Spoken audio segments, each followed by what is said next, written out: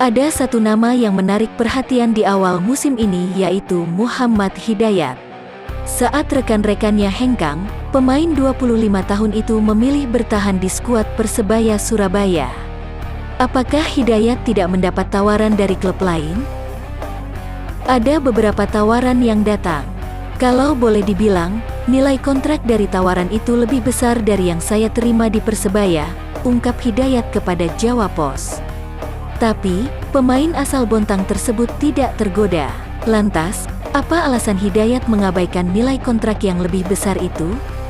Dari awal prioritas saya adalah bertahan di Persebaya. Bermain buat Persebaya.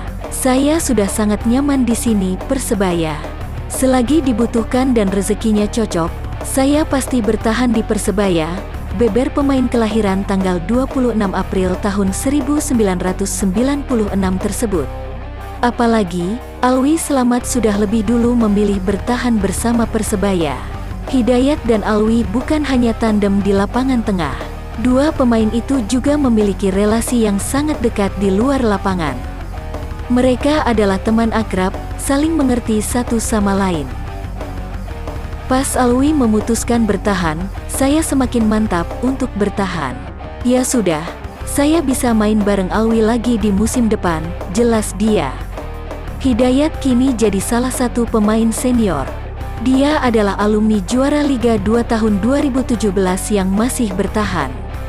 Hidayat pun berharap bisa memiliki karir panjang bersama Green Force, julukan Persebaya. Insya Allah, saya ingin lama di Persebaya. Tapi, dalam sepak bola kan nggak ada yang tahu bagaimana nasib kami ke depannya. Tapi, saya akan coba melakukan yang terbaik dulu. Kalau memang bisa lama di Persebaya ya alhamdulillah, bebernya. Selain Hidayat, Satria Tama juga memilih bertahan. Kiper asli Sidoarjo itu sejatinya juga mendapat tawaran dari klub lain. Sebelum kompetisi tuntas, ada beberapa klub yang ingin meminangnya. Tapi, Tama dengan tegas menolak. Saya masih ingin berkontribusi untuk Persebaya. Musim yang barusan kan saya tidak bisa tampil karena cedera. Jadi, tujuan saya membela Persebaya masih belum tercapai, katanya kepada Jawa Pos. Tama bergabung dengan Persebaya pada awal 2021. Sejauh ini dia baru tampil di ajang Piala Menpora 2021. Belum pernah turun dalam ajang resmi. Karena itu, Tama masih penasaran. Saya masih punya impian tampil bersama Persebaya di Liga 1. Makanya, saat sodoran kontrak baru diberikan, saya langsung setuju, papar mantan kiper Madura United itu.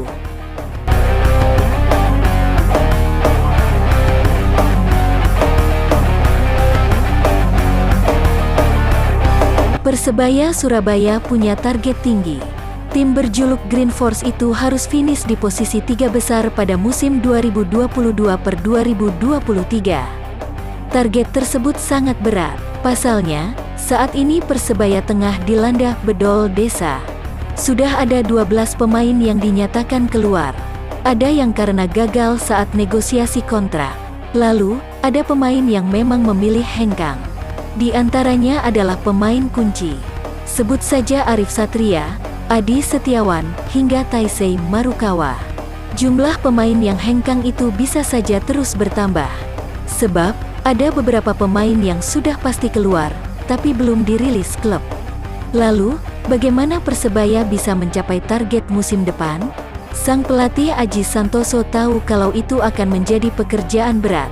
Namun, dia ogah sambat. Tentu saja lebih mudah mencapai target jika banyak pemain yang bertahan. Tapi, untuk musim depan, setidaknya 70% pemain Persebaya adalah wajah baru. Membangun kekuatan dari awal jelas tidak mudah, tapi saya harus optimistis, kata pelatih 52 tahun itu kepada Jawa Pos. Aji tidak mau menyesali kepergian pemain yang sudah terjadi. Dia ingin segera move on. Yang penting sekarang bagaimana ke depan. Kami fokus mendatangkan pemain baru, jelasnya. Sampai saat ini, tim pelatih dan manajemen terus bekerja keras untuk mendatangkan penggawa anyar. Kami sudah melangkah. Bahkan sampai saat ini, perekrutan pemain untuk musim depan sudah mencapai 80%, ungkap Aji. Manajer Persebaya Yahya Al-Kathiri juga tidak mau gugup. Apalagi, dia mengaku perburuan pemain berjalan mulus, termasuk pemain asing. Nanti kalau sudah waktunya, 3 pemain asing baru juga akan kami perkenalkan, katanya. Dari info yang digali Jawa Post, ada 1 nama pemain asing yang sudah deal. Igor Felipe Vidal. Dia merupakan gelandang serang asal Brasil. Namun, pengumuman belum bisa dilakukan karena masih main di salah satu kompetisi, kata Yahya.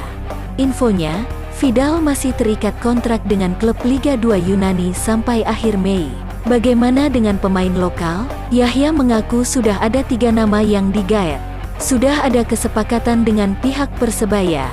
Nanti diperkenalkan kalau sudah waktunya, terang mantan manajer Persik Kediri itu. Selain pemain lokal, manajemen akan memanfaatkan pemain junior. Mungkin nanti ada seleksi dari skuad EPA, Elite Pro Academy. Belum tahu berapa pemain yang promosi, lihat nanti kebutuhan tim, terang mantan manajer EPA Persebaya itu. Karena dihuni mayoritas pemain baru, Aji mengubah rencana awal latihan. Sebelumnya, tim direncanakan berlatih pada tanggal 9 Mei mendatang. Tapi, kalau bisa dimajukan, setelah Lebaran malah lebih bagus. Ini lagi saya agendakan supaya latihan bisa digelar lebih cepat, kata bapak 5 anak tersebut. Karena banyak pemain baru, chemistry harus dibangun. Tapi, saya rasa waktu 2 bulan cukuplah, tambahnya. Dalam latihan pembuka, Aji memastikan pemain baru sudah bisa bergabung, terutama pemain lokal. Untuk pemain asing, sepertinya belum, karena akhir Mei kontrak mereka baru habis, beber mantan pelatih Persela Lamongan itu.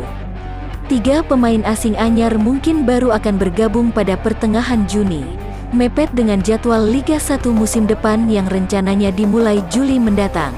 Meski begitu, Aji sama sekali tidak was-was. Karena para pemain asing itu kan terus bertanding karena timnya masih berkompetisi.